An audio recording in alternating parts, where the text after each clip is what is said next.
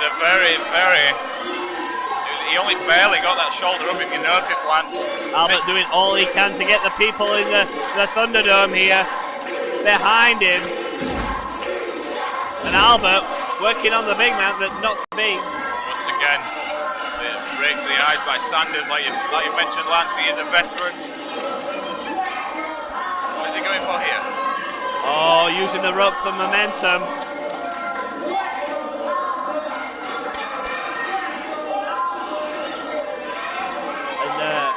Big bad Albert just hung up there. Sanders using the rope, referee Milky Bell not seeing that. The referee will be aware that they are close to the ropes, and like Milky Bell, this is not his first buffet.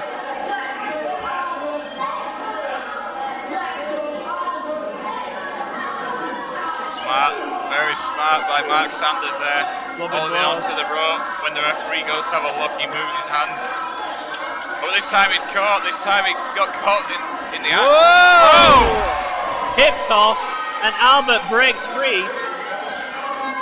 While Sanders was distracted with Milky Bell there. Big clothesline. Albert trying to build up some steam now. Build up that momentum.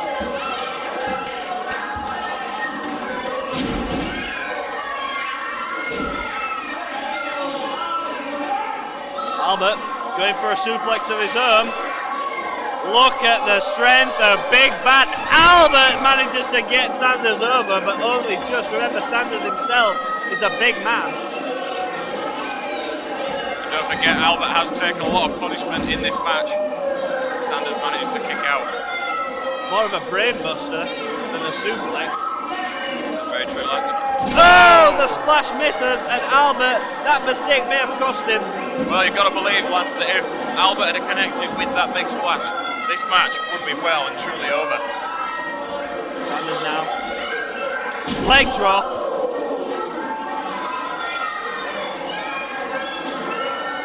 This could be it. 2. And again, Albert manages to kick out before the 3 count.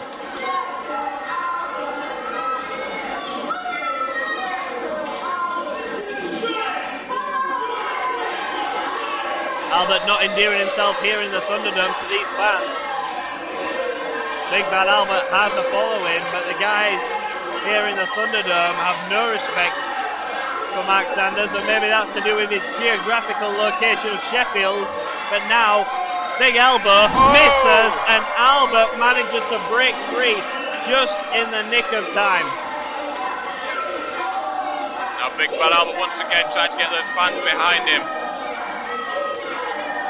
One of these guys needs to answer the 10 count, otherwise this match will end up in a double disqualification. You've got to believe that whoever gets to their feet first will have an advantage, Lance. Well, Albert uses the rope to get up, but again, a drilling clothesline, and Sanders is going down. Well, if you think about those clotheslines coming from Albert, it's a completely different story to receiving a clothesline from any normal man. Stiff right hands by Albert, but now a whip into the corner now. Albert building up a head of steam. Will it work this time? Big splash, and again, puts the brakes on. Oh, here he goes. Here it comes. Splash into the corner, and that has got to be all she's wrote. What's Albert got in mind here? Oh! Samoan drop in the center of the ring. Perfect position. Can Albert get the cover? Can he take advantage of that high impact move there? Oh, Albert's got other plans on his mind. He's pointing to the top rope. He's not going to go for that moonsault again. I think we know what he's going for here. He's thinking big splash. Well, a big splash on the second rope would end this match, I'm sure of that. Wrestlebration 3-side splash coming up. Oh! Cover at 3. And the fans are going to go home happy because Albert is victorious.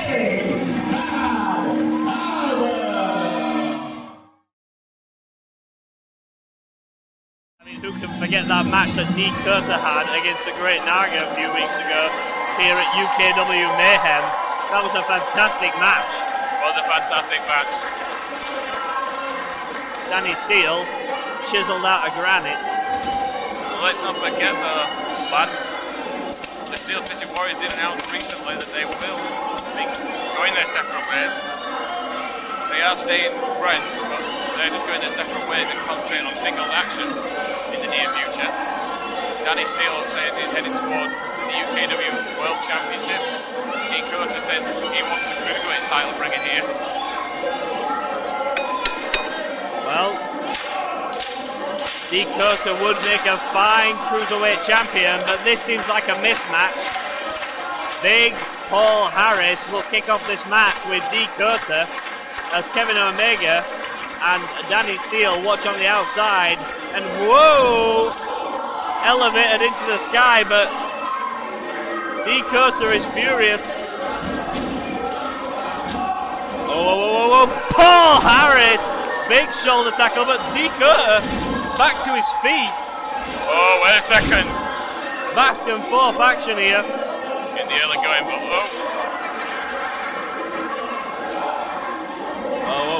Whoa. And again, Paul Harris goes for that shoulder tackle but misses. A nice drop kick by Dean Carter. Fantastic move. Oh, both had the same idea. Malfunction at the junction, and the tag is made. Kevin Omega, Danny Steele in the match. Kevin Omega, of course, the fast wrestler. Danny Steele, the stronger out of the two. That's right, Lance there. Pace has slowed down a little bit here. Kevin Omega tries to get control of this match after a very explosive start to the match with Dean Carter and Paul Harris. Well, Kevin Omega controls the arm, but Danny Steele making his way back up now, and now has the arm ringer on Kevin Omega. And Kevin Omega here, whoa, look at this. This is too quick to call.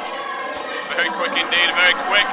Explosive start to the match. Hey, concentrate on the match, stop slapping the guy's head, and whoa, big right hand, and oh! Paul Harris back in the match.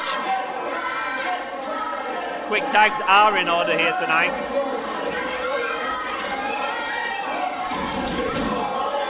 Oh, nice move by Danny Steele. Move.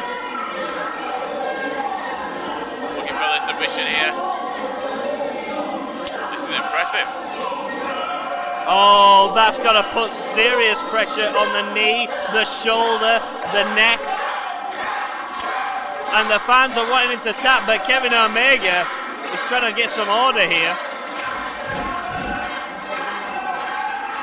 That is serious pressure. And that will have had a big effect on Paul Harris there. When a tag team match, you need to isolate and exploit, and that's what both these tag teams are used to doing. I think this is quite smart because it looks, whoa! Nice move by Danny Steele there. Danny Steele. Saw Kevin Omega coming towards him. Danny Steele is absolutely crazy and tries to make his way back into the ring, but Kevin Omega's got other ideas. And Paul Harris sends Danny Steele out, and Kevin Omega wants the title. He signaled to us there, the championship.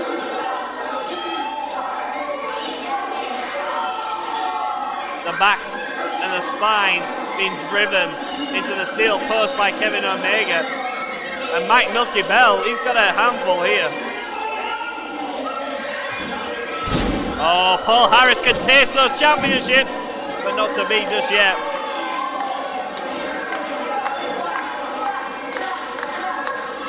Now the tag back into Kevin Omega here. I know it's T now working on Danny Steele, isolating him from his partner.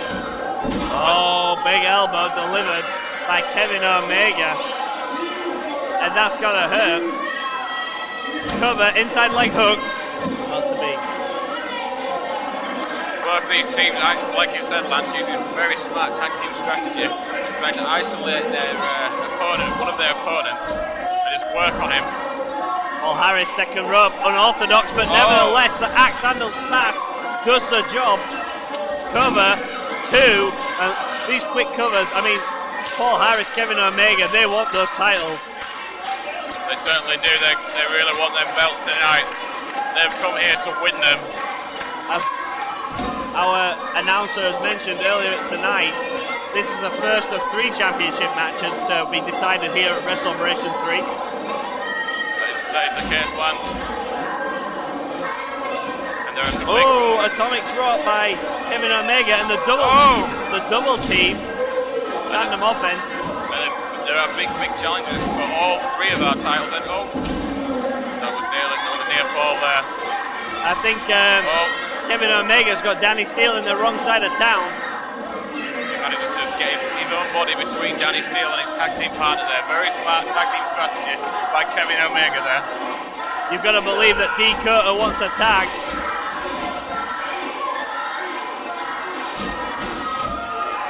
Remember, Danny Steele is the stronger of the 2, and he's got the tag. He has got the tag of D. Curter. I don't believe Milky saw it. I believe if the referee doesn't see it, it never happened. Wrestling 101, and now Kevin Omega, is he looking for that tag? That was very smart strategy there by Paul Harris, distracting the referee Mike Milky Bell, just at the point where Danny Steele got the tag. And right now Danny Steele is in big trouble. Whoa, double team, but not to be. And this time, the tag is made, the referee sees it. Whoa, double drop kick, D. Curter. What a fast wrestler he is, with a spinning heel kick 2 times. And the pace has just picked up now with D. Curter in the match. Oh, I've never seen this before. What is D. Curter planning here? Oh my God, this is not going to happen. No way, no way. Oh! The chest of Kevin Omega, the ribs. Whoa. Oh, very smart indeed by Paul Harris. Paul Harris is a fantastic wrestler, a thinking man's wrestler. And I don't know how Kevin Omega is even able to stand after that move he's just taken. Yeah, you're right what you say about Paul Harris, lads. He's not just a big man, he's very clever. And like you said, a thinking man's wrestler. The knee driven into D. Curter's head.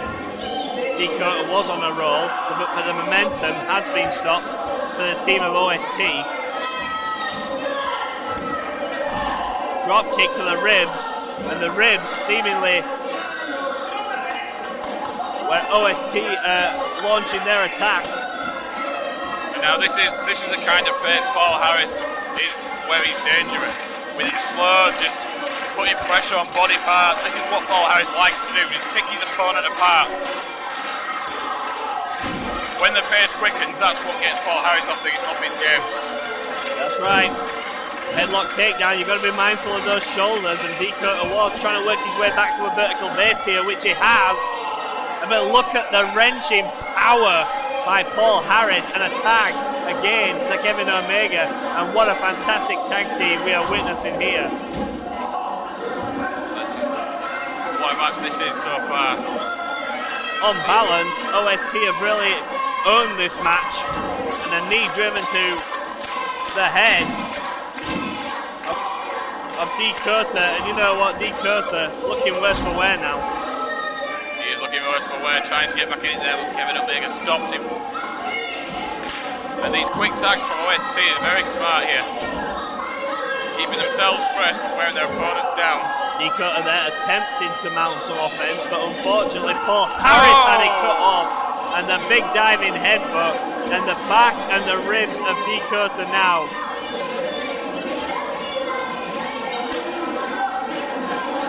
They've got to be in trouble. Paul Harris plants him, spine on the pine. Here comes Kevin Omega. Nice elbow drop, and that's got to be it. Whoa, I thought the tag team titles were going to change hands. I know, but D. Curter there, ring awareness, realising he was so close to the ropes, just reached out. Not exerting too much energy there, very clever by D. Curter. Not using the kick out, just reaching up, grabbing that rope to break the count. You've got to believe that one half of the tag team champions, Danny Steele, will be frustrated with his tag team partner. And whoa! Oh, look at that! Great move by D. Curter. Tilt-a-whirl DDT. And this is an opportunity to get the tag. Brainbuster. You can do it getting a tag right now, and Oh, an attack is made, and here comes Danny Steele, chiseled out of granite, one half of the tag team champions. Flying now into explosive offense here by Danny Steele. Whoa! Picks up the big man, no problem. Kevin Omega. Whoa. Ducks the clothesline. Kevin Omega looking for the roll up, but not to be. And this is an inverted backbreaker, and then into. Whoa! What is this? Oh, insult to injury by the tag team champions, and they're just having fun. That move is unbelievable.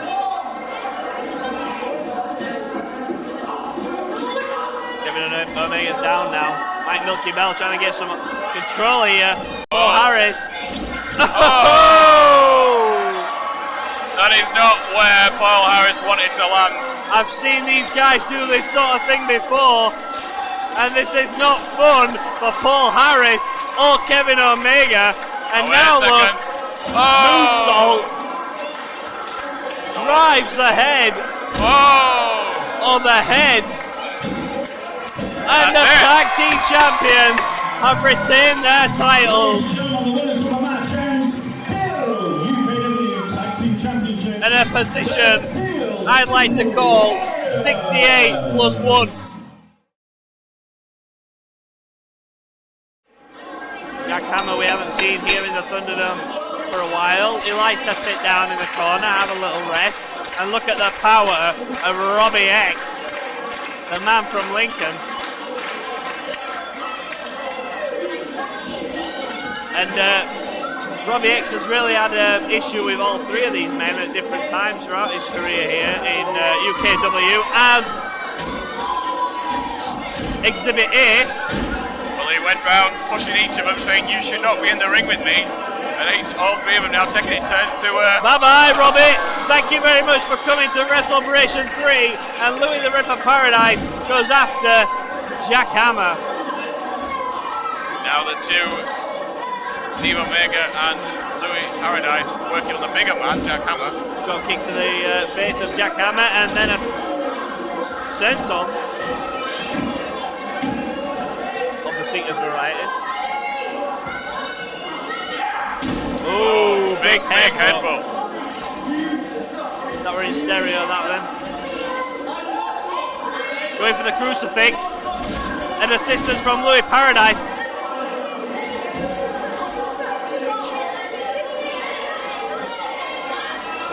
And Robbie X still outside, getting in the face of these fans. Steve Omega went for that insecurity. Jack Hammer ducked, and Jack Hammer sent outside. Will there be anybody left in this match? We're going to see Steve Omega go against Louis Paradise. No. What's Louis got in mind here? Louis the Ripper Paradise outside. And takes out Jack Hammer, leaving Steve Omega.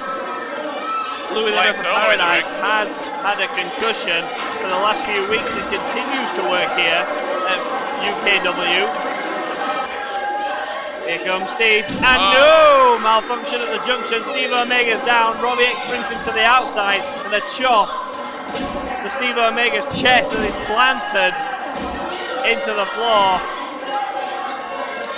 What's going on in the ring right now? Louis the Ripper Paradise, but in hot pursuit. Robbie, spinning heel kick. Oh, we've seen that before. He drives the knees into the chest. And Robbie X could be a favourite in this match. And it's now down to Jack Hammer and Robbie X right now. We've seen this matchup before. Who can forget a few weeks ago in UKW Mayhem when Robbie X went against Jack Hammer, and Jack Hammer with a big atomic drop. Whoa. Nice flying headbutt there. Oh, a big splash there on Robbie X. Is that going to be all? No, it's not. Robbie X kicks out. Well, chaos is going on outside the ring. I've got to say, I'm impressed with this young Jack Hammer. He's a big guy, very strong, but heel so he can move around the ring. And it just seems each week we see him here in UKW, he improves massively, Lance. Jackhammer, is he building up a head of steam in the corner now? Big clothesline. Robbie X is down. The fight continues outside the ring between Steve Omega and Louis Paradise, and that... The momentum of that kick sent Robbie X outside. Well, Steve Omega back in the ring, Mr. Matrix. DDT, and I think good night, Jack. And that's got to be it. Jack Hammer has been eliminated. Oh, it's an elimination match. That was an impressive move there by Steve Omega. So have we ever seen that by Steve Omega before? That was a big DDT that left Jack with nowhere to run. It wasn't a normal DDT though, Lance. It was a very impressive move. I don't believe Steve Omega's used that before. Wait, what's Steve Omega got planned here? What's Steve Omega got planned here? He's climbed up to the top rope. He is up on top. Oh, wait a second, what is he planning? Whoa! Steve Omega somersault to the outside, crashes and burns, and I think he may come off a little bit worse after that one. Well, Louis Paradise and Robbie X were fighting on the outside, and Steve Omega jumped to the top and sacrificed everything there to try and get an advantage, and he's going to eliminate Robbie X here. So Robbie X kicks out. The match continues with Louis the Ripper Paradise, Robbie X and Steve Omega.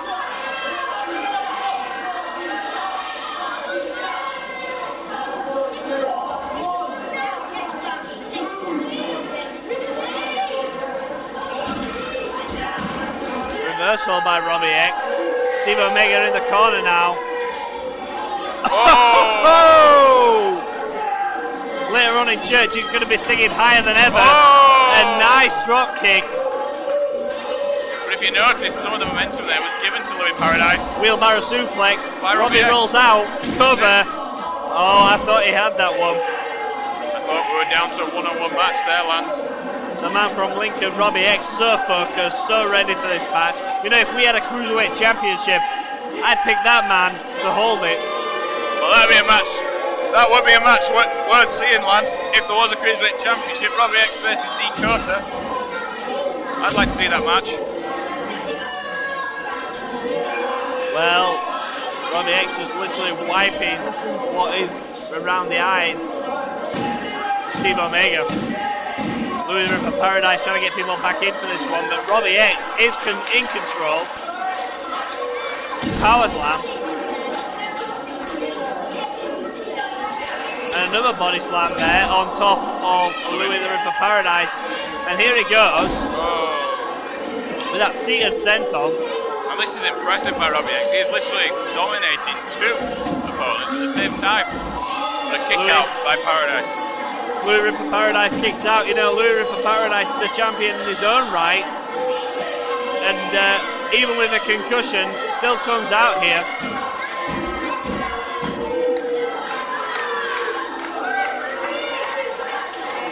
If Steve Omega and Louis Paradise can maybe get some unity going on here, and they could then handle the match for themselves and get Robbie X out of this one.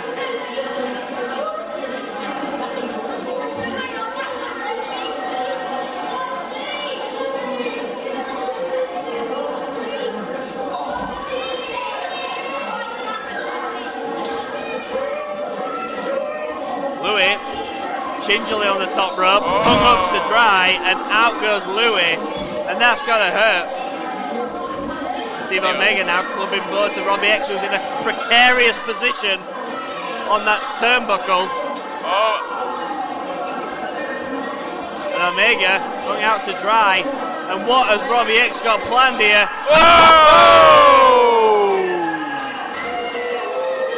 That's gotta hurt. Good night, Robbie X, early bath, and that is Steve Omega's WrestleBration 3. As this match continues, Louis the Ripper Paradise takes on Robbie X. So now we almost restart this match as a singles competition. That's right, Lance, and we are down to just Robbie X and Louis Paradise right now. Robbie X has been in control for quite some time, even while Steve Omega was still here. Robbie X thought he had that one, and Louis Paradise has had an up and down match thus far. Robbie X has been in control. Very impressive outing by Robbie X right here. By and large, the most experienced. He is the most youngest, but yet the most experienced wrestler in the match. Seated sent onto the back of Louis Paradise, and Louis Paradise is really looking worse for wear here. Cover 2, and woohoo! Louis Paradise kicks out with a heartbeat away.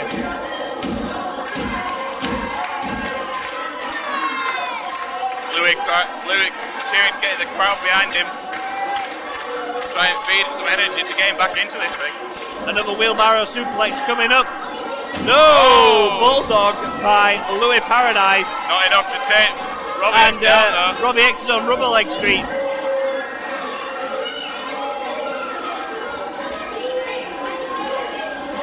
Nice reversal by Robbie X. European uppercut.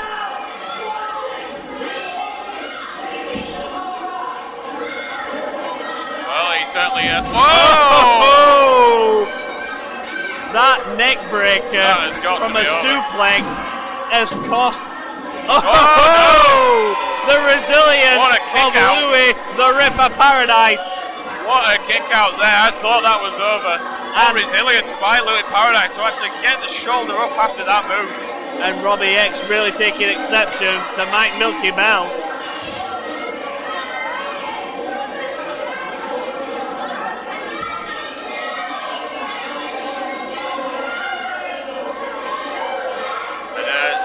Crowd certainly let Robbie X know what they think of him and him returning the favour to them. Well, let's talk about Louis Paradise, who kicked out of that suplex into some sort of neck breaker. I've never seen that move before in my life. No, I've not seen that move before. Like you said, lads, you mentioned earlier. Oh, disrespect. You've got to wonder how much Louis Paradise has left inside him. Robbie X says this is it. 1, 2, 3 coming up. Louis Paradise needs to break free, and he has. Oh! GTS! I think. Good night, Robbie X. Louis Paradise has done it, and the fans are excited.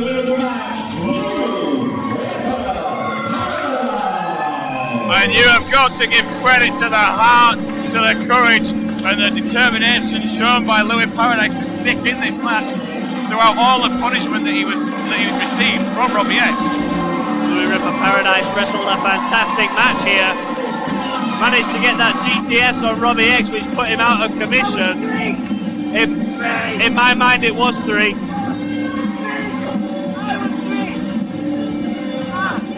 But tonight, not to be for Robbie X.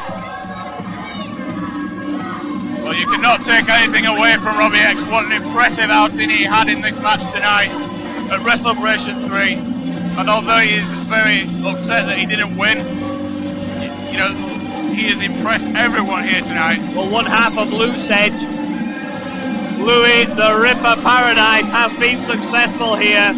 And tonight, the king of the Cruiserweight Mountain is Louis the Ripper Paradise.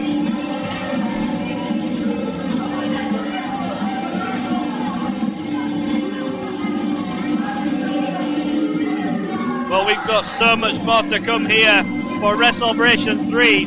But if you want more information on UKW, then go to ukwrestlingexperience.co.uk, and a new website is being launched, and that will be out in the coming days. And we congratulate Louis the Ripper Paradise on a fantastic match. Fantastic match, fantastic victory. Great resilience and determination shown.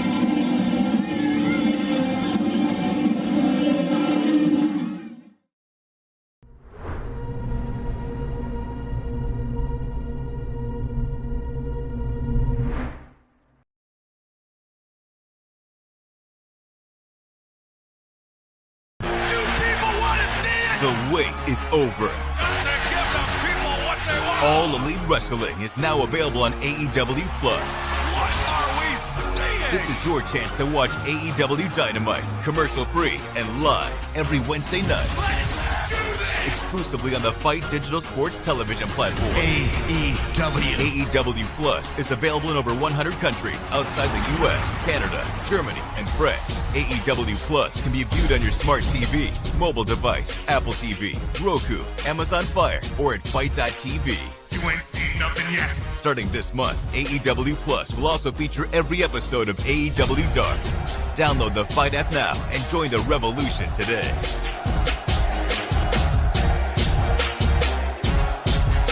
This bout sponsored by Kettlebell Kitchen. Eat clean, cheat clean. Ladies and gentlemen, this is a B-class division bout that will be fought over 5 2-minute rounds with no elbows to the head. Introducing first, fighting in the blue corner. He weighed in at 60.35 kilograms with 5 wins and just 1 defeat. Representing 2 technical, he is Anton Austin. And his opponent in the red corner, weighed in officially at 59.6 kilograms with 4 wins and just 1 defeat. Representing GFC, he is Hassan Din. When the action begins, your referee in charge is Ricky Sewell.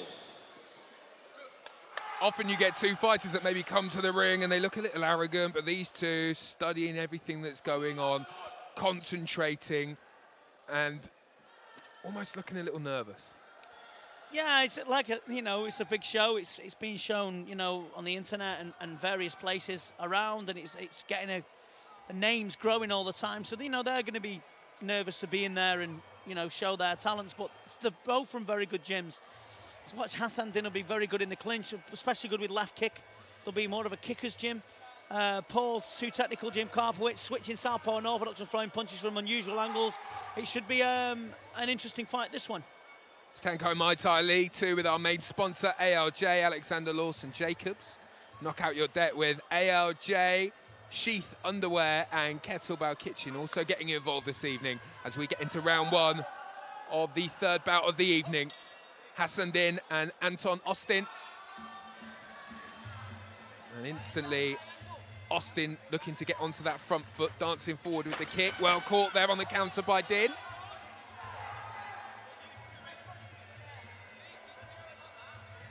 Looking to work away with that right leg potentially. Austin comes in with the low kick. A good high kick there, caught Din. There's all sorts of mind games as well. You see how he looks down and then throws the high kick. He's trying to fake with that. Make him look down, take momentary concentration off, and that was a good slip there from Din. Like I said, the clinch work will be good from Din. Yeah, you're completely right, coming in well with that left knee, right up against the ropes. Going to have to be wary of that, Anton Austin, and he backs up into the corner after that clinch. And slips just a little bit of falling over there. I didn't quite have the balance. Yeah, the trouble is, with Anton, he's giving distance early. He's moving back for no particular reason. He's just showing that he's trying to get distance, but Hassan Din will be the aggressor in this one. There's the left kick.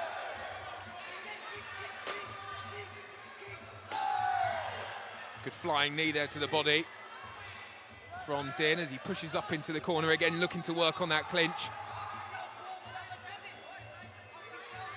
And Austin's corner picking up really on what you've said and just saying to him, stop backing off, push yourself back into the centre of the ring. Yeah. Good combinations going. You can see the strength in Din, and it certainly suits him better this way.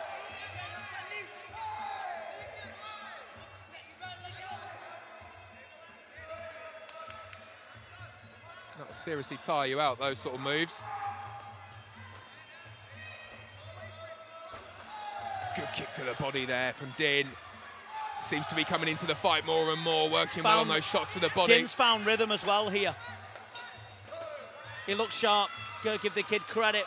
Well, they'll have good advice from the corners. They're experienced gyms. Yeah, it's giving him a little bit of confidence that round. Din swaggers over to the corner. 60-kilogram fight, B-class fight, which means no elbows to the head. Din looks huge for the weight, doesn't he, as well? He looks really, really thick set, big back, big legs on him as well.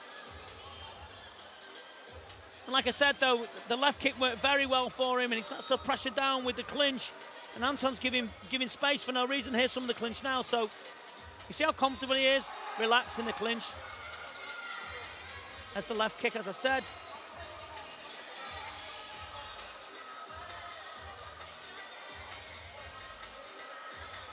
And that's the physical strength of Din, just pulling him round and just pulling him down and showing dominance in that. And the judges will look at this. He needs a good plan, Anton. Seconds out, round 2. Round 2 then. And again, Anton Austin just backing off.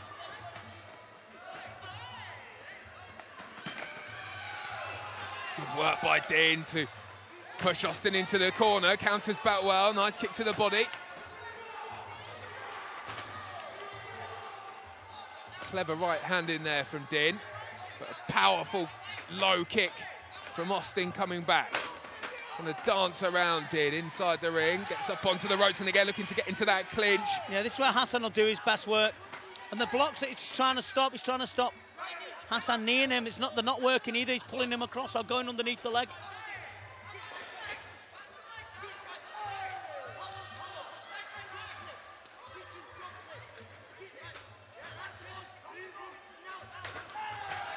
Din comes in with a good kick. Beautiful as well. Heavy kick that was. He turned his body away so he couldn't get countered. Really powerful kick up towards the head there from Din. His corner really appreciating things so far. Good right over the top to catch Austin on the forehead as well. Kick to the body once and twice. He's showing smartness, Din, here as well. But Anton hasn't found his rhythm really. Heavy that was. Yeah, really powerful kick. You could hear the slap as he caught Austin on the chin there, Din. It's showing Din a lot of respect though, Austin. Backing up all the while. It's a good head movement as well from Din, which is unusual.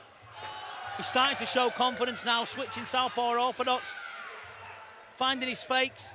He's got an incredible box of tricks. That was a nice knee to the body, wasn't it? He has. And it's sort of really thrown Anton off his game. Another good round, you feel, for Din. Yeah, I mean, you know, you can see the strength of him. Anton's still in there. He'll be tough from Paul's gym. You know, he doesn't produce people that are just going to fall on the floor and try and crawl out the ring for no reason, ever. But Din, for me, looks strong. He looks a bit of the real deal, doesn't he? Drops his hand a little bit too much when he throws his boxing combination when he gets close. But the little things, you can nitpick all day, can't you, about anyone, really? Yeah, good effective couple of rounds for Hassan Din. And Austin's corner passionately against Beaky into him. What kind of words would you be saying to him? What does he need to do to get back into this? He needs to stand his ground and let Din come to him, you know, use his push kicks, use his long range punches. When he gets in the clinch, stand tall, get close and trying to really bang the knees in. Incidentally, I thought that as well, but I think Hassan Din's foot hurt his left leg because he stopped kicking with that. He's gone southpaw, but he's still using his lead leg, and that's not often seen. So I think he's hurt his left foot, we'll see. Round 3 of this fight.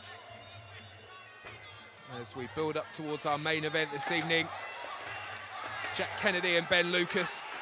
Oh, he slipped there on a wet surface. It's wet by Hassan Din's corner, so that's the reason that Austin slipped there, and he's just pointing across that he needs that one dried.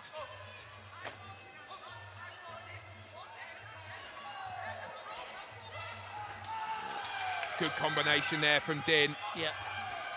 He's trying to find some way in. Anton is trying all sorts of things here. Horse walking, lifting his legs up, but there's no avail, but he's having a go here, and you've got to give the kid credit.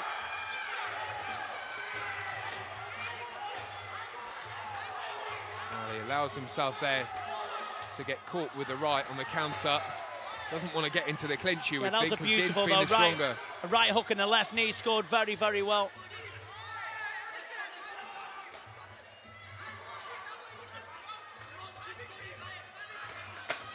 Nice time, push kick there from Anton. Good high kick as well. He's coming back here. Yeah.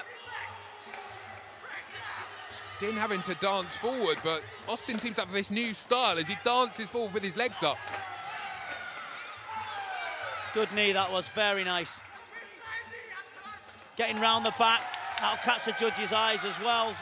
Really caught him well on the hamstring there. And you said at the start of the fight that Din would be good in the clinch, and he's proved that. Little left hook from Austin, just landing. Din trying to force. No, very nice timing though from back Austin. on the ropes, and that's twice in a round that he's been on the canvas. Yeah.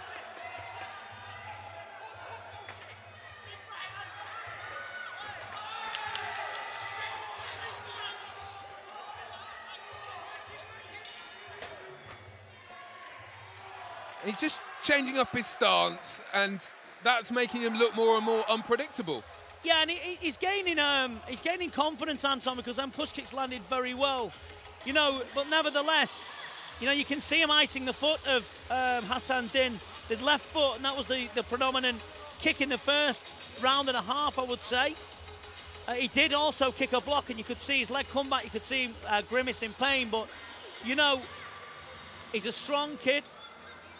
Its distance went off a little bit there, Hassan, in the middle of that round, and he started to get it back later on, but we'll see. And I think Anton's confidence will be growing now. Yeah, an intriguing matchup. Din certainly controlled the ring for the opening 2 rounds. Austin coming back. Corners 10 seconds. Really interesting to see what he can do in this round 4. Seconds out. Round 4.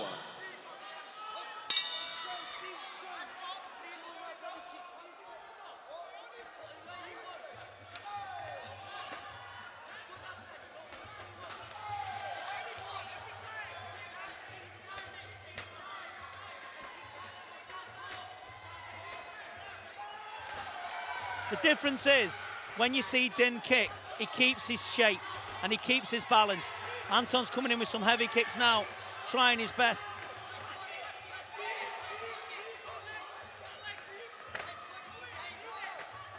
You can sense that Din is winding something up here. That was good timing again from Anton.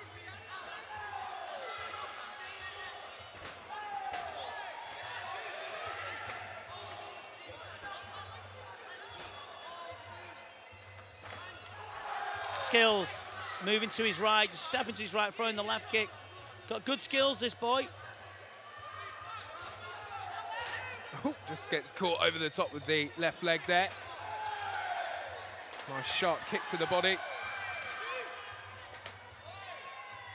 Seems a good left foot back.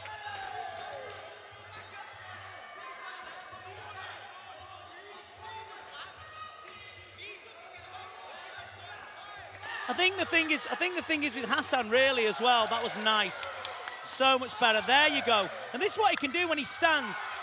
When he stands and he starts delivering his kicks and moving in, he can do that. But when he starts, you know, getting involved with the same style as Anton, he struggles. It's been a really good matchup so far. Brilliant. Quite a cagey round this one, but a good knee up towards the chest there from Din.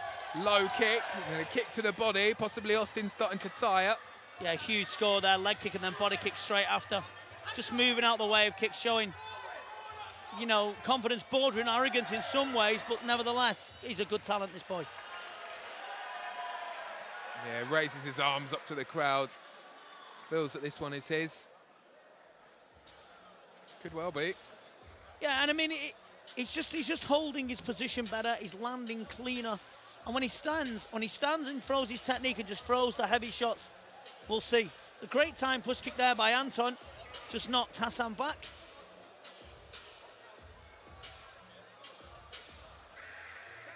Yeah, just watching the replay back from that last round. Took a really good left there, Din from Austin, but counter back. Came in strong with those knees, as he has done right through the fight. Yeah.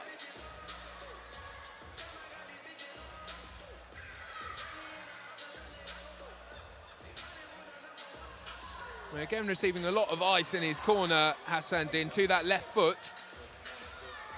Corners 10 seconds. I guess that's just the nature of the sport, really. Yeah, that's the way it goes. Final round. Fifth and final round.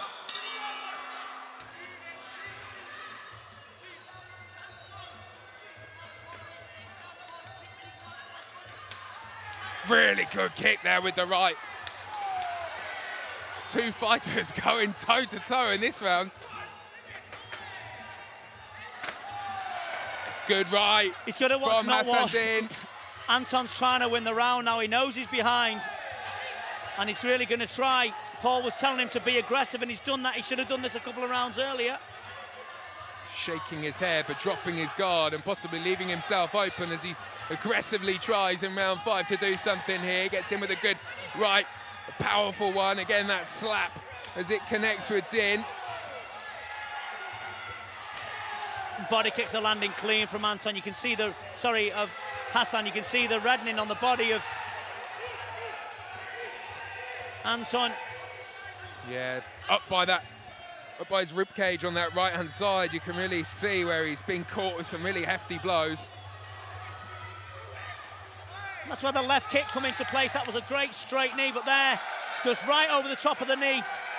And kneeing in a position where they can't knee you. That's very good skill indeed. Yeah, doing really well to get around the side here, Din, and knee from behind, which such a difficult area to take a blow. Good right over the top. And Austin's on the ropes. Just slipped there. He was going to throw a big right hand as well there, Hassan. Last 30 seconds of a really good fight, this. Yeah, again, a very, very good matchup on this Tenko Muay Thai League 2 tie.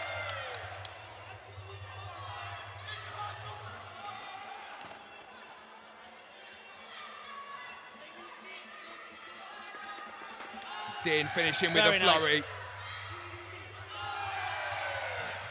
Good energy. Does really well to feint away there. Cheeky little end into the fight you know as well. what as well? I don't think Anton was hurt particularly. I just think he was in there with a kid that found his distancing, found his weight as well. He's miles better at 60. Is it 60 kilos he's at? Yeah.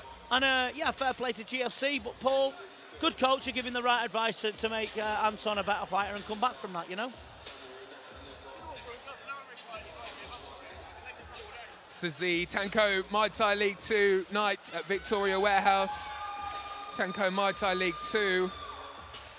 Thank you to Alexander Lawson Jacobs for sponsoring, the main sponsor here this evening. Ladies and gentlemen, before we announce the official decision, we need to remind you that our official Tenko store is at the back of the arena this evening. Those brave enough to battle deserve the finest gloves, the most comfortable clothing, and the best nutritional supplements on the market. Choose Tenko. Each and every one of us this evening gets an exclusive 20% off market retail price. Tenko store at the back of the arena this evening.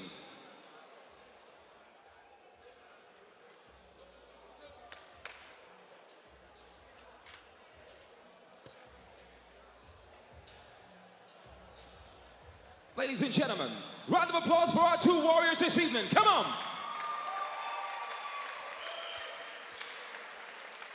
After 5 rounds, we go to our judges' scorecards. And your winner by unanimous decision, Hassan Din! Accurate, powerful, had a vast array of shots that he threw in, and a well-deserved winner here tonight on the cards. Yeah, no doubt, and it's another great matchup here on Tenko.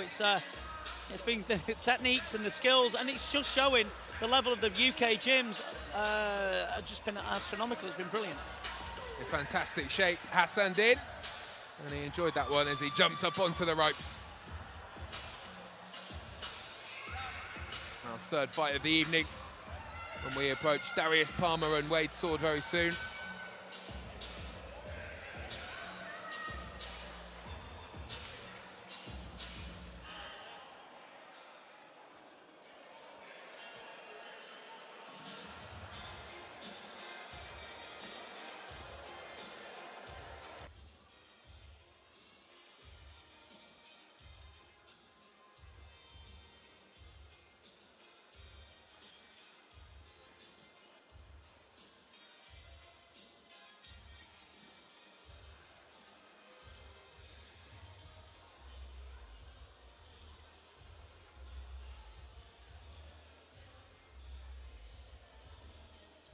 Ladies and gentlemen, our next bout is sponsored by Sheath Underwear and sheathunderwear.com.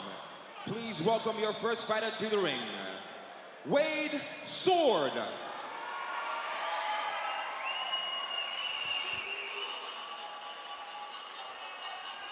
So Wade Swords, out of 2 brothers, 4 wins and 3 losses in his 7 fights. Fighting in this B-class battle at 57 kilograms, Tenko Muay Thai League 2 tonight. And he's fighting a fighter in Darius Palmer, who comes with a very, very good record, 5 wins and no losses. Have you seen either of these 2 fights before? Yeah, I've seen Darius Palmer before, and he's a tip for the top, to be honest. A very, very good fighter indeed. A southpaw, trains at the Northern Spirits gym with Lisa Howarth and Leroy Atkinson. Leroy Atkinson and Lisa have been around since, I don't know, Moses, I reckon. They can't hear me, they'll beat me up another day. But he's against a very, very good kid in Wade Sword. They're a good gym, two brothers. So we'll see another great matchup.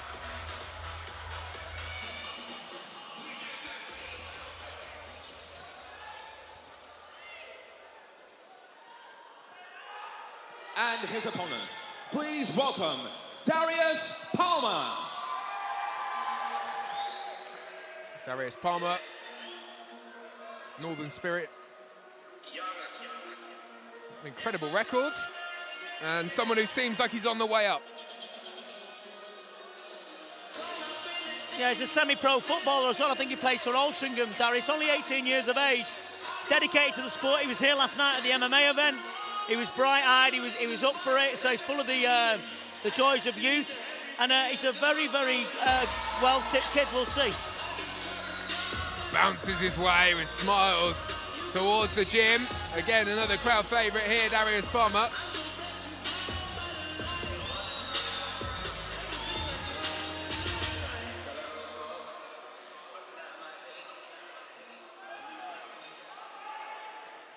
Ladies and gentlemen, we are ready for about over 5 2-minute rounds in the B-class division with no elbows to the head. Introducing first, fighting out of the blue corner. He weighed in officially at 58.1 kilograms with 4 wins and 3 defeats. Representing 2 brothers, he is Wade Sword.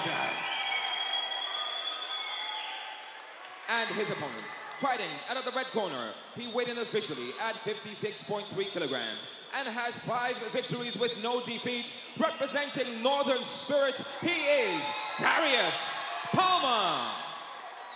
When the action begins, your referee in charge is Ricky Sewell. And the way he's smiling there, Darius Palmer, should be called Darius the Charmer Palmer, shouldn't he? You know, he's just smiling and walking around as if he's on holiday, you know? Very confident young man. Fought here at TML1 in February. Yeah, I saw him at, and the Stuart, his name escapes me. I've seen that many fighters, but I do remember it. And he was absolutely superb. Very aggressive, a southpaw. And means business, super fit, super strong. But listen, they're not going to put Wade Sword in for no reason. They're going to have done the homework on Darius. They know southpaws. Carl's a very, very good coach. Mike Egan, very experienced. We'll see. It's going to be a good one. Yeah, we've not had one fight yet which has been hugely one-sided, or that you haven't felt that the opposite fighter couldn't have got their way back into the fight. Been a good card so far. And that's the beauty of the matchmaking on here, you know. It's been good. We'll see. Can already see some blood on the sock of Wade Sword on that right foot. Yeah, you can see. I think that's going to bother him too much. Maybe his washing machine's broke. We don't know. We'll see.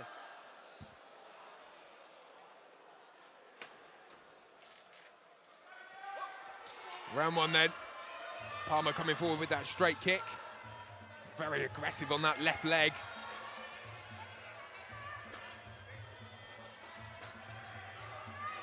Does look a very powerful fighter. Wade's got to watch. He's not going to walk into a straight left hand from Darius. His guard's really, really wide down the middle. But he looks strong in the clinch, this kid already, Swords. Yeah, he's in the clinch, but he's not really getting those knees up to where he needs them.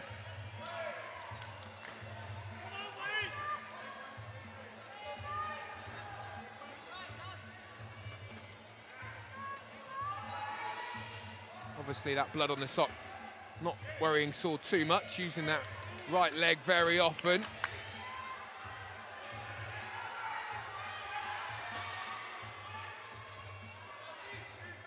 Again, looking to get into that clinch, and Sword raising the right knee. Blocked off well by Darius Palmer, brought apart by the referee, Ricky Sewell.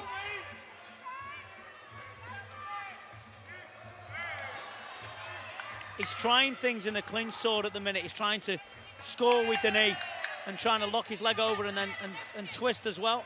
This will be his game plan, I think. Go forward. There's the twist, as I said, but gets in a bad position there, and Darius should have scored big there. It would have been caught the judge's eyes. Good left hand down the middle. Yeah, and that kick with the left as well that came up high and just brushed past the face of Sword. Again, looking to get into that clinch. He's a strong guy though, Darius Palmer. Look how strong Swords is, just pushing his head down and just showing his intention in there.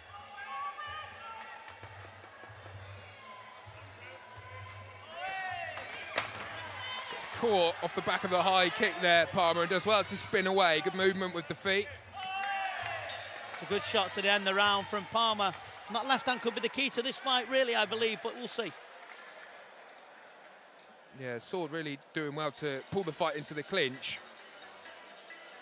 And he does look the more dominant of the two when they're in that moment. Yeah, he's showing strength in the clinch, isn't he, against Palmer. Palmer's just, you know, doing the good outside work, and he did some good clinch himself, but you can see the strength in Swords. He starts to push Palmer down and use his strength. And as that goes on, as the fight goes on, it'll start to tell.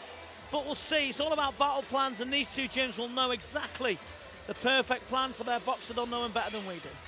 Voice of Vinnie Shawman, of course, as if you need telling. Tanko Muay Thai League 2 at Victoria Warehouse with Kettlebell Kitchen and Sheath Underwear, our sponsors. Kettlebellkitchen.co.uk and sheathunderwear.com.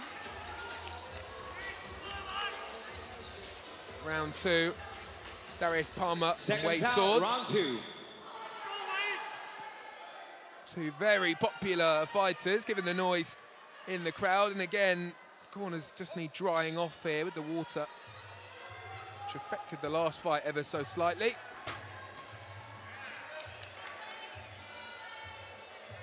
Good inside kick there from Swords. Palmer just stepping onto that back foot. Came in confidently, certainly looks a lot more wary now. Yeah. Like I said, they have done the homework on Darius being a southpaw.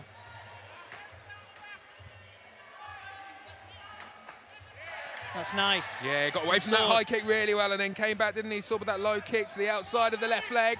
Yeah, he kicked and blocked that as well, Sword. That was good.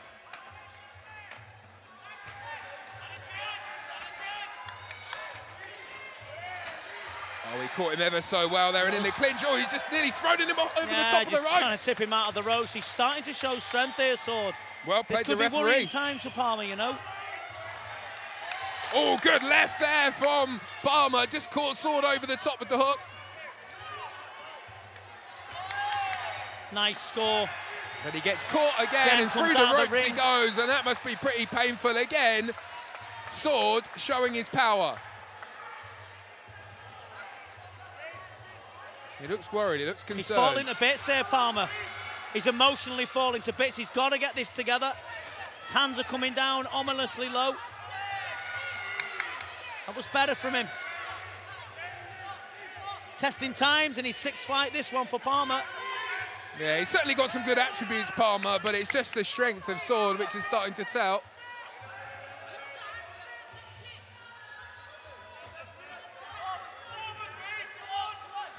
Good low kick. Palmer responds well.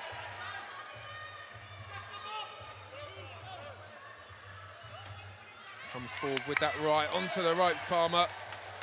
You know, that was probably in that round for Palmer. Probably learned more about himself than he has in his last 5 fights. He really has to dig deep there. You could see some emotional concern as he come out of the ring. You could see visibly that he was upset. You could see it in his body language. And this is where he's got to get it together if he wants to join the likes of Liam Harrison and you know, and all the great guys that this country's produced, you know. Yeah, twice he came back into the ring once he'd been on the ropes with just that face. He said, I don't know what to do here. Yeah, he looked emotionally troubled. And you know, he's only a kid, he's 18. And in 5 fights, when you're a southpaw, you know, novices are not going to be able to deal with it. As you get on, they start to get the yeah, we watched the replay here and just push back with that strength of swords. Right over the top of the ropes there. Ricky Sewell did a good job there from stopping Darius landing on his head. Seconds out, round 3. Back out for round 3 as we just watched Palmer, who came in strong with left over the top in that previous round. He certainly got something in the tank.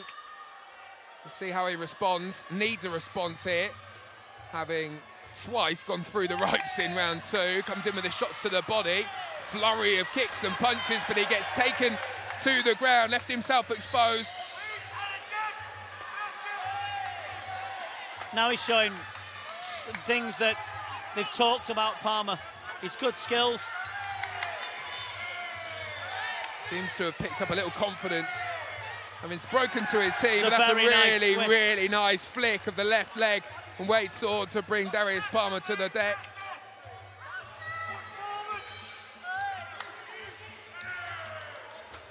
And again, just throwing him to the floor. There's just a little superiority from Sword that maybe we may not have expected when the two fighters came to the ring. If you want to try and throw that left hand down the middle, Darius, he has to squeeze his fist. His hands are too loose. If he wants to bang that right hand, that left hand down the middle, he's got to squeeze his fist, and he's not doing that at the minute. Sword looks strong, he really does.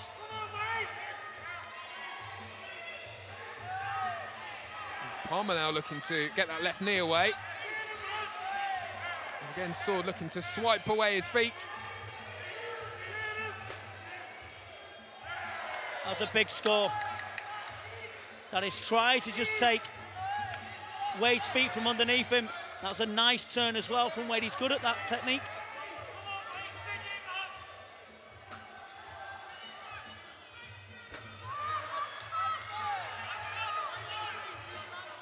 It's loose from Palmer, but it's good to see him come back.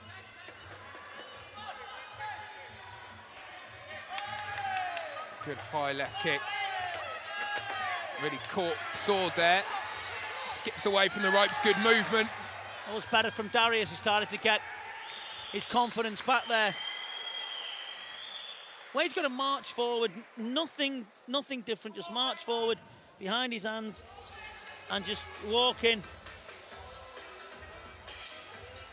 and see what happens.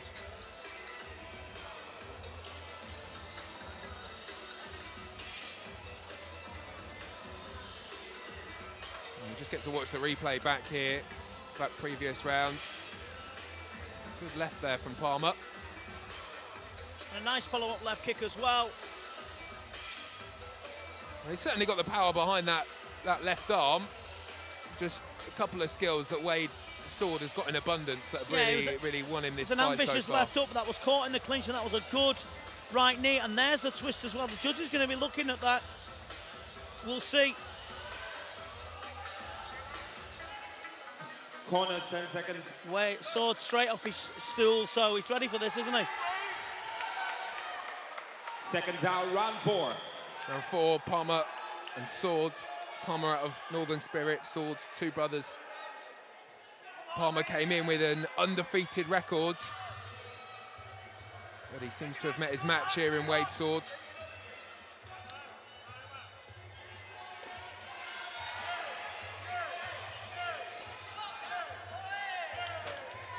Good knees to the body there from Sword, that right really registering on the left side of Darius Palmer's body.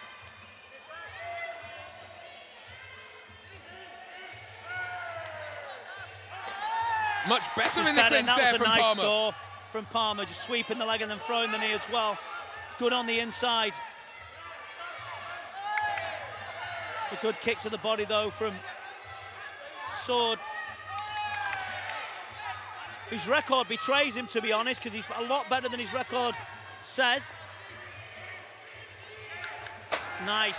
And again, it's just those little moments of finesse that Sword has. Kind of old manning him out of this, really, Sword, at times. Strong kick again. Picking up the point sword, takes a straight one into the stomach, doesn't really seem to faze him too much.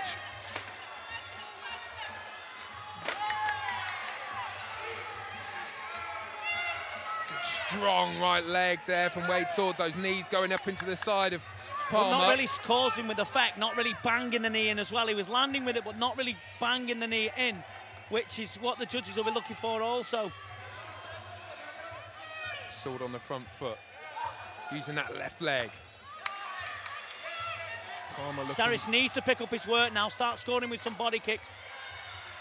Because Wade has come forward constantly. It's a close fight, this.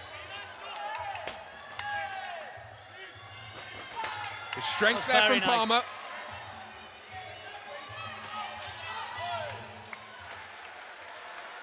Some good twists in the clinch and some scores from Sword, but Darius turning, throwing the kick. It's who you like, really. You just wonder whether or not it's those early rounds that will really help Wade Sword to a victory here. Certainly learned a lesson there, Darius Palmer, from going through the ropes. Picked up a lot of experience, the young fighter.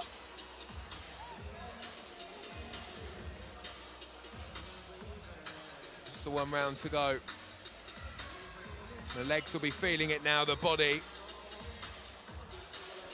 Yeah, and you know, regardless of the outcome, such a good learning fight for Darius and for Sword. You know, Darius, the kid of the moment, you know, it's whether he goes 6-0 or 5-1 or whatever. You know, Sword has to face that, and a lot of people talking him out, and he's gone in and he's done a great account of himself. They've both good accounts of themselves, and it's been a good fight. This again, another one. 5th and final round.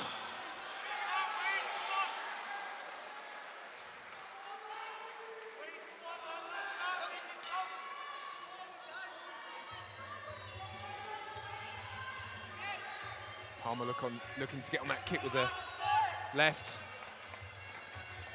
That's better. Low kick with the left and a good left arm as well. Yeah, the left hand and the left kick works so well for Darius when he throws it. Knee was good, just moved out of the way. This is so much better. Should have done this in round 4. Nice. Yeah, lovely sharp kick to the stomach there. It slips on the surface, and again you wonder whether that's the water on the canvas. Coming forward, looking to sweep away that left leg.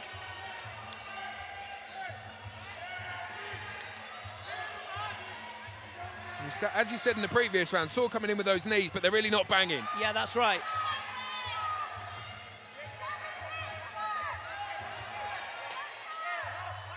Oh, really Good. nice move there. Very nice. From Darius Palmer, just sweeping away that trailing leg.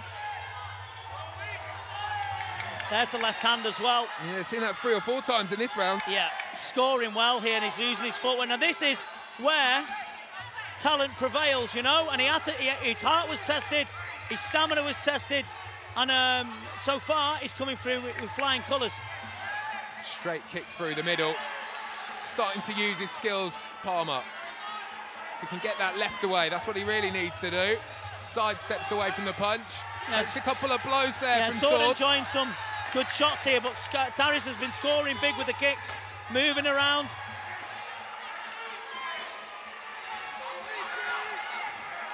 Got a cut to his nose, Wade Sword. It's got the crowd alive, hasn't it? Dancing away there, Palmer. Great energy from the young fighter. Good straight kick down the middle as well. Excellent finish to the fight from Palmer. You know, this is close, I'm not going to lie. You know, and I wouldn't like to pick a winner. I really wouldn't. But he had a very, very big round 5 there, Palmer. And shown some very nice skills. He needed that in round 4, I believe. But we'll see. We'll see. It's very close. Did himself a lot of credit there, though, because he did have a really, really bad round 2, where he went over the top of those ropes a couple of times. You said it, emotionally, looked very drained, but he's come back, and that's a really good test of character. And you've got to give massive credit to Wade Sword, you know, and the Two Brothers Gym. It really, really brought a good fighter out here to test this kid. And you're right, his heart was tested emotionally, and he just had to pull it out the bag, but we'll see. Does look a little bit disappointed with himself, Palmer, and maybe the end of the fight, he's thinking, well, if I'd only done that earlier on. But like you said, a huge learning curve for this young fighter. But he had a very, very big round 5. It's up to the judges. We've got the best judges around. Richard Wayne is one of them. Steve Brim, got some great judges, so we'll see. That was a great fight, wasn't it? Yeah, we're talking a lot about Darius Palmer. Let's take nothing away and let's talk about Wade Sword for a second, because he came in with a lot of strength in those earlier rounds, showed a really good selection and a good variety of skills.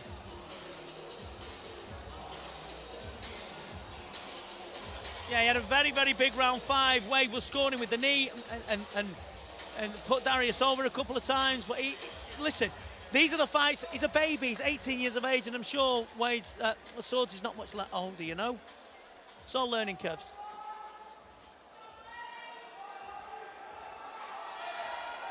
Ladies and gentlemen, round of applause for these two warriors this evening. Come on! Superb contest that, wasn't it? Really enjoyable watch. Really, really enjoyable. 5 rounds, and we go to our judges' scorecards. And this bout is a majority draw. So congratulations. You know what? To Wade Sword I think it's a good decision, you know. Darius Big round, Palmer. good round 4, but Darius had a very, very big round 5. And you know what? I'm not going to argue with the judges. I'm sure people are going to be spitting the dummies out and going insane everywhere else. But what a very, very good fight. What a cracking rematch. Yeah, I mean, actually, it's just one of those where they will have both learned a hell of a lot from that fight. Fighting against the southpaw and so early on at a young age in a clinch, and it was a great fight to watch. Yeah, and you know, and you've seen Darius had to deal with some very emotional problems. But Sword, I tell you what, his record betrays him. That kid's very, very strong. He's going to give everyone problems. And, you know, I'd like to see him again. What a great, great fight.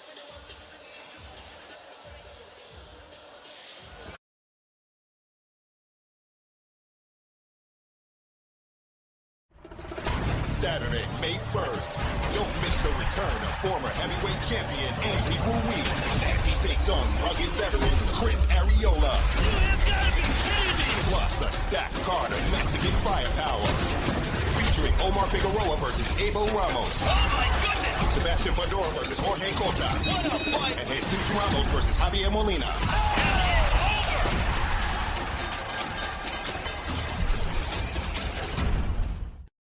Since 2002, we have created excellence together. Welcome to Ring of Honor Wrestling. Honor is real.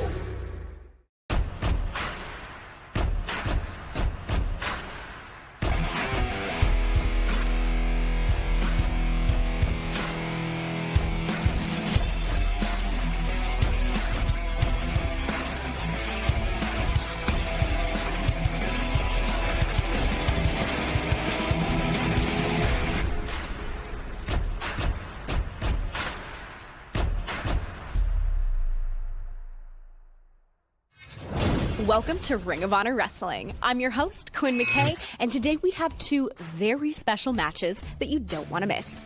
We're giving our main event spot to 2 hungry young guns who have a lot to prove. The Ace of Space LSG will go one-on-one with Eli Isom. Eli is coming off of a huge win over Ray Orris, and LSG has progressed upwards over the last few months with pinfall victories over Bandito, Tony Deppen, and going to the time limit with the franchise, Jay Lethal. The winner of this match will rocket up the rankings in the TV title division, and right now both men have everything it takes to be future champions in Ring of Honor. Now, last week on ROH TV, we saw the savage weight Fred Yehi shoot up the Pure Division rankings by winning the first ever Pure Wrestling Gauntlet. Here's a look at the end of that match, plus post-match comments. Waist lock here, Yuta, Yehi trying to break out. Using the wrist lock takeover into a head scissor, pushes out. Sweeping the leg, misses the stomp on the hand. Oh, connects on the double stomp. You might have hurt himself in that. Yehi may have come out a little worse for the wear on that exchange. Go for that Koji. Looking for the Koji clutch. And look at that, Yuta. It's like a bullseye. It's like a target. That opens up. He switched sides. Switch sides. Wow. Great strategy from Yehi. That's it. And gets the tap. The winner by submission of the ROH Pure Wrestling Gauntlet, Fred Yehi. I'm Quinn McKay, backstage at Ring of Honor, and you just watched the very first ever historic Pure Rules Gauntlet, the winner of which was Fred Yehi. Now, Fred, this win comes after a loss from Dak Draper, so this must mean you're back on the right track. I mean, it's kind of a slap in the face, as you mentioned, the loss to Dak Draper, given that he punched me in the mouth. You won. And I still... but he punched me in the mouth, and I still had to shake his hand after the match. But, you know, I'm going to move on ahead, and we're not going to dwell on the past. What we will dwell on is the fact that Fred Yehi is your first ever winner of the first ever pure Gauntlet Rules matchup. Savage weight Fred Yehi is in here in Ring of Honor, pure division. He is in the business of breaking people. Thanks, Gwen. You're welcome. It sounded so pleasant, but it was so scary. Challengers are being created, and the champions have no shortage of high-end competition, which is what makes ROH the best wrestling in the world. Danhausen versus Mecha 3. That's right, first up, we'll see the rubber match that everyone has been waiting for. Each man is 1-1. Each man has a strong dislike for the other, and each man has the chance to win the series right now. This is Ring of Honor. You could spend an entire week of Ring of Honor television just dedicated to how much I love professional wrestling. Heck, you could spend an entire month of Ring of Honor television talking about how much I hate that clown Danhausen. But I'm not here to talk about the past. I'm not here to talk about our last two matches. No, I'm here to talk about the only thing that matters. The most anticipated match on the internet. Match 3, Danhausen versus the Mecha.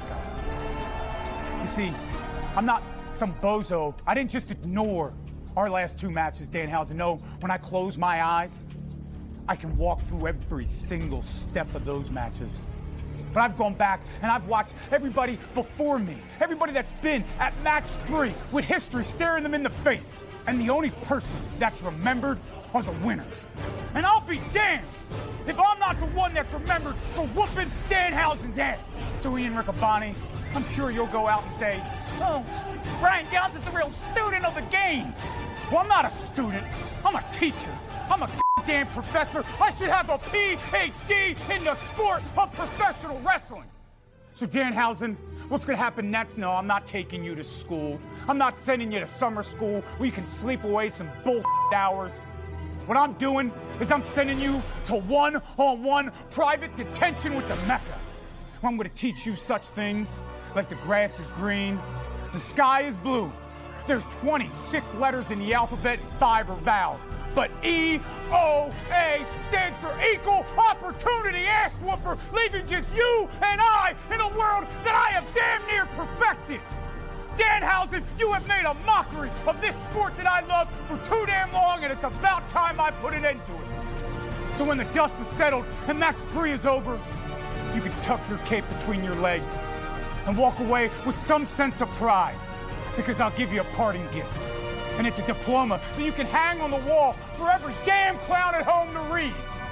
And what it'll say is that it's Mecha versus everybody. Yes. No, this is a travesty. Danhausen has fought and defeated Brian Johnson and/or John Stone already once, fair and square at Final Battle. And now, Brian Johnstone made a second match. And what did he do? He cheated. Danhausen was a man of integrity, human that is, and gave him his second rematch. And now, Danhausen must do a thrice. What is this? Look at this. Danhausen's sack of money is half empty because Brian Johnson, whatever it may be, cheated, robbed Danhausen, and now he's asking for a third. We are doing a third match.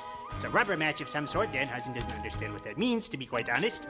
Some sort of rubber contraption that we will be trapped in, fighting, who knows. But this is how Danhausen will refill his sack of money, because he must beat him again, and again, and again, and again, apparently. It is never ending. Brian Johnstone will rue the day he crossed Danhausen. Again. Anyways, love that Danhausen. Goodbye. Are you over 50? Would you like to get up to 33% more income in retirement? Then call now for this free book, Annuity Do's and Don'ts for Baby Boomers, from a leading financial firm on maximizing your income in retirement. That's right, free. This free book reveals little-known secrets about annuity strategies in simple-to-understand terms that will help you make the right choices before buying an annuity. And it's free. Call right now for your free book, and as a bonus, we'll also throw in a free annuity rate report. We researched over 1,200 annuities and summarized the rates and benefits of annuities from financially strong insurers. Again, that's annuity do's and don'ts for baby boomers and a free annuity rate report, both absolutely free, for calling Annuity General today. Supplies are limited. Call now. Call 800-863-6146. That's 800-863-6146.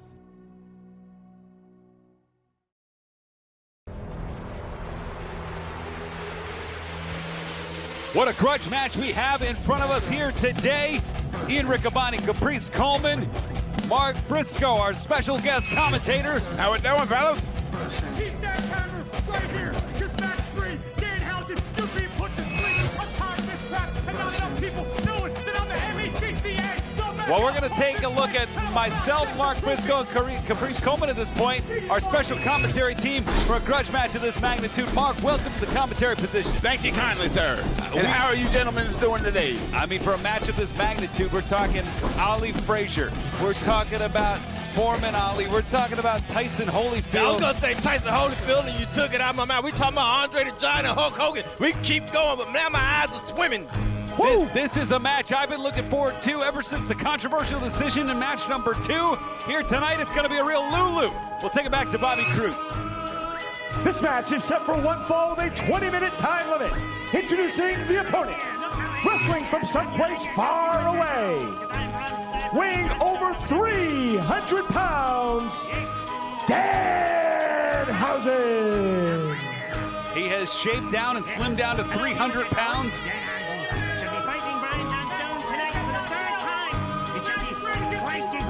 Thrice as evil. Did you say this is going to be a real Lulu? A real Lulu. That is the great Ray Morgan, who used to say that on WWF television in Washington, D.C., and I think that's appropriate for a match of this magnitude. He used to only bring it out. He only used to say when Bruno Sammartino was wrestling, and I think that's what we're seeing in front of us here today. A real grudge match, and it should be an incredible encounter. Never stops talking. At Final Battle, Danhausen won the first match, earned himself a Ring of Honor contract. A few weeks ago on Ring of Honor television, Brian Johnson cheated, won the second match. Correct. And now we are looking for a decisive winner, third and final match between these two. Hey, you want that shirt? He just threw off. That shirt's going to be worth money one day. Yeah, it's money. You know that? Oh, and look at this. Get rid of all that crap. No more cheating by you, Danhausen. No more cheating. Who is Brian Johnson to say no more cheating? Well, keep in mind, referee Joe Mandak was the official in charge, and we have the senior official, Todd Sinclair, who is clearing the ring of the teeth and the towel, both objects used last time in match number 2. There is nobody else in the world saying that right now. We're clearing the match of the teeth and the towel. Only being said here in America. Just real quick, I have some inquiries according to what and where those teeth came from, actually. Inquiring minds want to know. Yes, yes. Mark, both you and I have lost our front teeth. I'm wondering if they're two of them yours? Yeah, 2 of them might be mine. It's some carnival time. So that would be 5 of the teeth in the jar. Yeah. And do you want them back? Well, I'd rather have that shirt so I can sell it on eBay for. Danhausen, this is my ring. You don't embarrass me. Well, Brian Johnson's been getting a cult following in Philadelphia, Pennsylvania, his hometown. A local radio personality, programming director, has been extolling the virtues of Brian Johnson, but it's been Danhausen who's had a counter for everything so far. That's right. Ask him, ref. Danhausen, what are you saying? Never. And look at this. As much as we get on the case of Brian Johnson, great wrestling move here. A head scissors, using that arm to bridge here. And he's going to need to do this in a main event match like this against Danhausen. Well, here's the thing with Brian Johnson. His frustration is that he has the goods. He has what it takes to be a star. But there's guys like Danhausen, guys like Draper that he feels Ring of Honor puts their attention on. And he's here to show these guys that what you already have is what you need. You need the Mecca.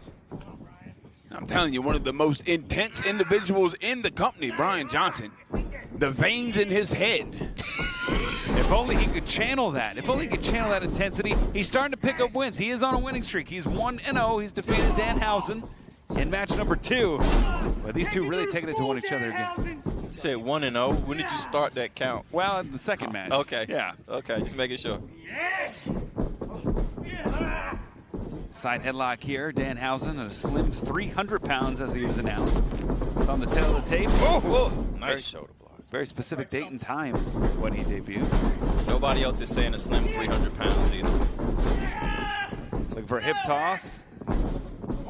Johnson looking for a backslide. Drops down, gets it. There are a few guys as technically sound as Brian Johnson is. We give him all. We talk a lot of that weight about there. him. Yeah. And Danhausen might not know Brian Johnson's name. Connects on Johnson.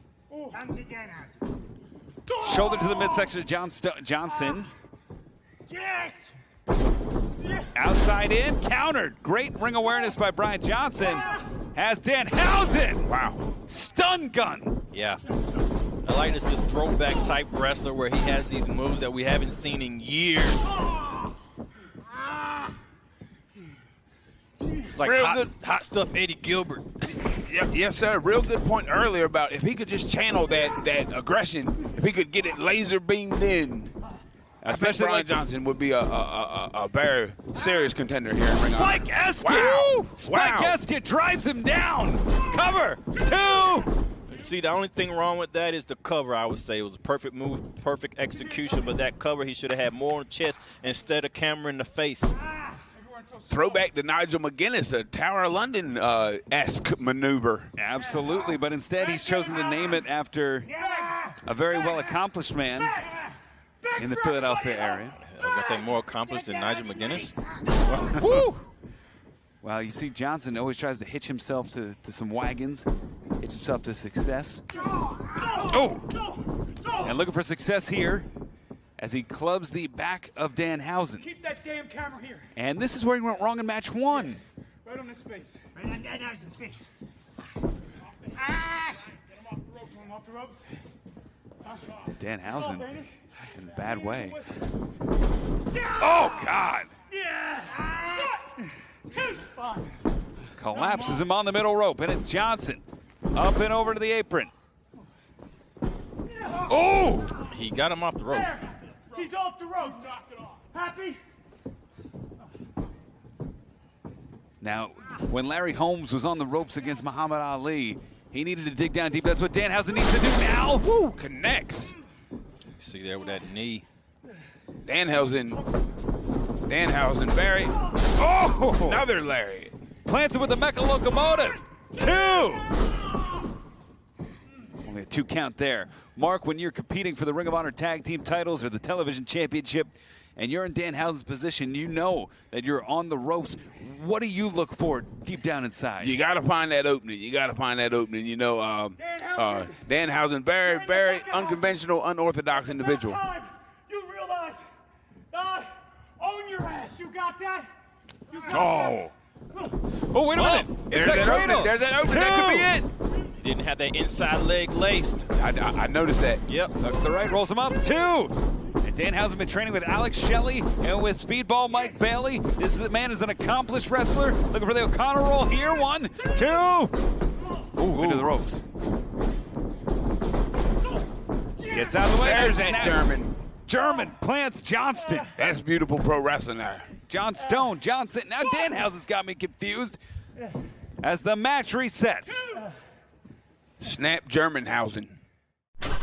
The first 3 months, we saved $4,100. CarShield saved me over $6,000 in engine repairs. If your car is out of warranty, you need to call CarShield before an expensive breakdown. An engine, transmission, or computer system breakdown could cost you thousands of dollars, but not with CarShield, America's #1 car protection provider. CarShield saved us $4,000. They put a transmission in it and a motor. Who does that? CarShield makes sure you don't have to pay for expensive car repairs. CarShield covers most makes and models from 5,000 to 150,000 miles. We saved over $6,000 on a complete engine rebuild of our truck. It's like having a suit of armor around my car. You'll also receive at no extra cost roadside assistance, towing services, and rental coverage. If your car's out of warranty, believe me, you want to have CarShield.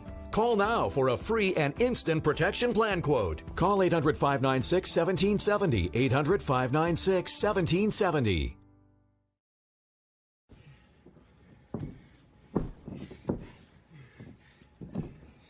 And these two are taking it to each other. This match has been building for months. It's the third and deciding rubber match between these two men. Whichever man wins this match will have won the feud and all the bragging rights that come with it, and probably enters himself into the television title division. Brian Johnson overhead, Northern Lights. And you gotta know if Brian Johnson wins this, he's not gonna stop talking about it. Danhausen looking for go to Goodnighthausen. Oh, blocked by Johnson. Jeez, he's got me rattled. I'll tell you, one of those wheels on the locomotive looks to be in bad shape because he keeps going back to it. Danhausen with the bridge. 2. Germanhausen with the bridge. Hausen. Just 2 times. Failed me at the game. And Danhausen right on the doorstep here of winning this bout. This huge grudge match. Now this is where Danhausen needs to capitalize. Oh, he doesn't need. You don't need to do anything. Just get the win. Winhausen. Look for the Goodnighthausen. Pop up and over, all the way to the ground. Precarious position. And Danhausen with the advantage here. 20 count on the outside, but following Johnson out. Who do you love? Hurricane Rana plants Johnson. That's how you capitalize. Hausen. Did he hit him with the Ronahausen? I was thinking Hurrahausen. Hurrahausen? Or was it a Frankenstausen? Oh, jeez. And he's got the advantage on Brian Johnson now. Oh, wait a minute. Todd was fixing the ring. The equalizer. Oh, that knee goes out. That's what you get for cheating. Looking for Goodnighthausen. This could end it. Oh, no. Goodnighthausen connects on Johnson. That's it. That would be it. Hooks the 1, leg. 2, 3, 4, 5, oh my 6, goodness. Come on, Sinclair. 8, 9. Come on, Sinclair. 10, 11. We're going to go into the teens here, maybe into the 20s. Todd. Look at it getting composed here. Danhausen pinning Brian Johnson. So unfortunate. He hit that finishing move, that Goodnighthausen, and that should have been it. Yes, Hey, but that's how she goes. And Todd Now Johnson needs something. Well, Johnson's going to take any opening he can get. There it is. Foot still on the ropes. Dives in. 2. What? His foot is on the rope. Good for you, Todd. Count the damn shoulder. Your foot was on the rope. Todd. Good for you, Todd. You count the 3, damn it was on the rope. I'm not counting. So he's distracting his attention. He needs to have his attention on Danhausen. Danhausen go behind standing switch Johnson. Standing switch for Danhausen. Now into the oh no! Ever the opportunist, and he's going to capitalize on this. You can guarantee it. That's going to do it. Trust the process. The process plants Danhausen. That's it. That's 1, it. Yep. 2, Yep. 3. Wow. The winner of this match, Brian Johnson. What a victory. A victory. Brian Johnson willing to go to any end, any means to defeat his nemesis, Danhausen. He had to poke him in the eyes. Had to make him watch Mr. Belvedere, but it was Brian Johnson that picked up the victory here in Baltimore. Brian Johnson, your winner this week on Ring of Honor Wrestling.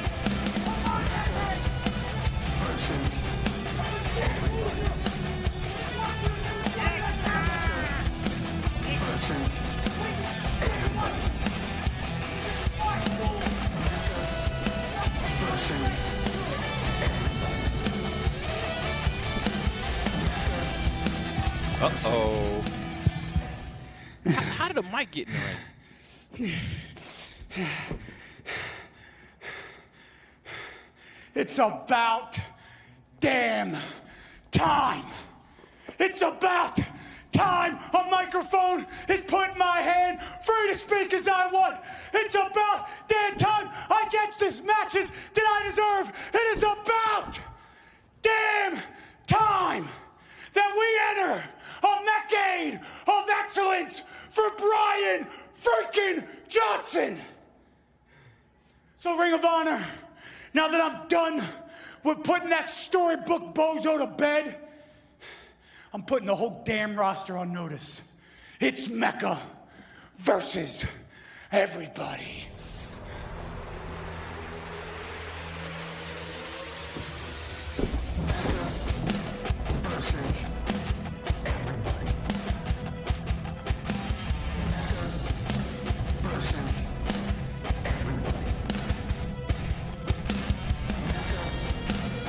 Bobby, like the dog that you are, you go fetch your microphone. You dog. I wouldn't take it if I was Bobby. I'm just, if I was Bobby, you wouldn't talk to me like that. I'm just saying. I'm not Bobby. Hey, go. I know he ain't talking to me. He ain't talking to me. I know he ain't talking to me. I think he is. Brian Johnson. Brian Johnson. Yeah. Brian Johnson. Brian Johnson, you don't want to do that. Brian Johnson, go on your way, Brian Johnson. Go on your way, Brian Johnson. You want to give him his shirt? His shirt? You can give him his shirt. That'd be nice if you give him his shirt. Brian Johnson, go on your way, Brian Johnson. You don't want that, Brian Johnson. 2 weeks away, episode 500 of Ring of Honor television. You asked for it, now you're getting it.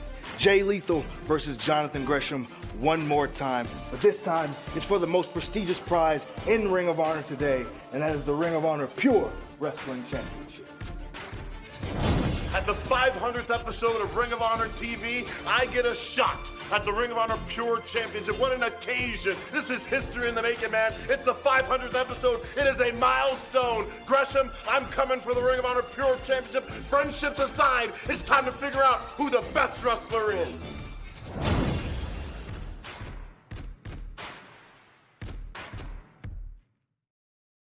This is important news for people who took certain drugs for HIV and then suffered serious injury to their kidneys or bones. Your HIV drug could have contained TDF, an ingredient known to increase the risk of kidney disease and kidney failure. TDF has also been linked to bone fractures, bone density loss, and softening of the bones. If you or a loved one took Truvada, Viriad, Atroplus, Stribild, or Complera and then suffered from kidney disease, kidney failure, bone fractures, osteoporosis, osteopenia, or osteomalacia, call the lawyers at Davis & Crump right now to see if you're eligible for a cash award and medical expenses. If you or a loved one took any of these medications and were then diagnosed with kidney disease, kidney failure, bone fractures, bone density loss, or softening of the bones, call Davis & Crump right now to see if you're eligible for a cash award and medical expenses. Our first consultation is free, and we don't get paid unless you get paid. Call Davis & Crump right now. Operators are standing by.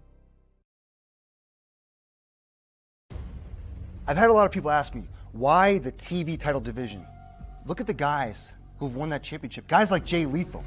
Guys who've gone to do incredible things, build a legacy here at Ring of Honor. They did it with the TV championship first. That TV championship. That's the launch pad that this rocket needs to ascend to greatness. Eli, I really shouldn't have to do this, but let me remind you of who I am. I am the ace of space. I am LSG. And my recent matches have catapulted me to the stratosphere. And while I'm up here, you are down here. Where the hell have you been? Eli, we've been in the ring with each other several times, but one time in particular stands out in my mind. That's the match at Bound by Honor over a year ago. I thought that was the match that was going to put us on the map. That was going to open all the doors, not just for me, but for you too. But this is a different Ring of Honor. This is a new era. This is an opportunity for both of us to ascend to greatness.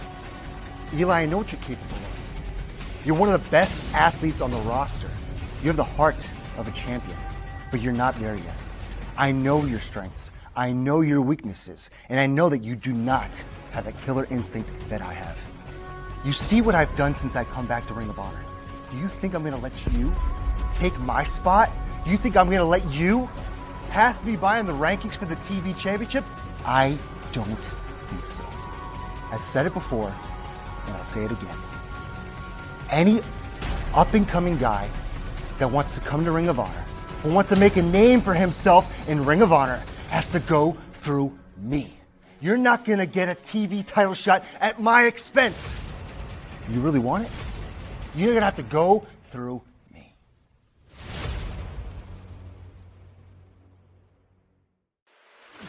So Ray, he proved me right. He's one of the most dangerous competitors this company has. But at the same time, I proved myself right when I got that victory. And after so long, I'd be lying if I didn't say it was so sweet. So this is actually an interesting matchup for me. Because LSG he's seen me grown up. He's seen me since I was, at ringside catching streamers up into where I am now. He knows my game, but I know his. He can do the high flying, I can high fly. If he wants to get on the ground, we can get on the ground. But LSG know this, I'm not that same kid that you remember. Not the same kid that you wrestled before. You didn't see, this is a new Eli Isom. Go ahead and ask Ray Horace. I am here to prove a point. I'm here to win gold, LSG, and I know you're doing the same thing. I understand that there's a bit of a competition between us. LSG, when you said younger wrestlers, people new to Ring of Honor, they have to go through you, okay. Challenge accepted. I'm willing to go through anybody, but if you think that I am a person that needs to go through you, then by all means, let's do it. Let's get it on. Let's see who the better man is. I'm not gonna let you best me. I am not gonna let anybody best me. This television title division is mine for the taking. We're both one win away from being in TV title contention. That win belongs to Eli Isom. It's not if, it's when. I hit you with the promise just like I did Ray Horace. There is no getting up. Back here in Baltimore, Ian Riccaboni, Caprice Coleman, ready to call a match that we've been looking forward to, yes. Caprice, and we will explain why. But first, we want to introduce a man who returned in 2021. He's got a win over Ray Horace, looking to keep that momentum going now. This match is set for one fall with a 20-minute time limit. Introducing first, wrestler of Red Slayer, Indiana, weighing 216 pounds, Eli Isom. Eli Isom is a blue-chip athlete that we've seen grow here in Ring of Honor, and he's a man that we thought would have big things in front of him for 2020. Unfortunately, in October, when we returned to Baltimore to see some wrestlers compete and to bring you great Ring of Honor action, Eli was held out of action due to contract tracing. No fault of his own. For the best interest of he and the Ring of Honor crew, he was held off of those cards. He was supposed to face his opponent that you're seeing here today on those cards. We were looking forward to that match, Caprice. Absolutely, man. We're getting ready to get it now. Yeah, and I'm so glad. It's not something the fans necessarily know, but this is a match between two of the young studs here in Ring of Honor. Eli Isom with a win over Ray Horace. One of the bigger wins of his career, a career that includes pinfalls over Shane Taylor and Christopher Daniels. And this man has a pin over Bandito. This man recently pinned Bandito, and he's trying to climb up the world television title ranks. His opponent, wrestling out of Edison, New Jersey, weighing 207 pounds, LSG.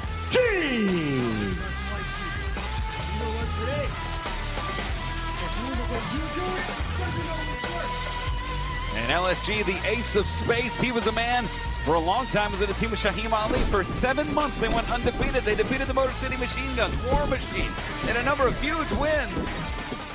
This is important news for people who have taken Zantac or its generic ranitidine and then suffered from cancer. Zantac and generic ranitidine have been linked to cancers such as bladder cancer and kidney cancer. According to the FDA, Zantac and ranitidine contain NDMA, a known cancer-causing agent. NDMA has been linked to cancers of the bladder, kidney, colon, esophagus, liver, ovaries, pancreas, and other cancers. If you or a loved one took Zantac or ranitidine and were then diagnosed with cancer, call the lawyers at Davis & Crump right now to see if you're eligible for a cash award and medical expenses. Call the lawyers at Davis & Crump right now if you or a loved one took Zantac or generic ranitidine and were then diagnosed with bladder cancer, kidney cancer, or any of these cancers. Call now to see if you're eligible for a cash award and medical expenses. Our first consultation is free, and we don't get paid unless you get paid. Call Davis & Crump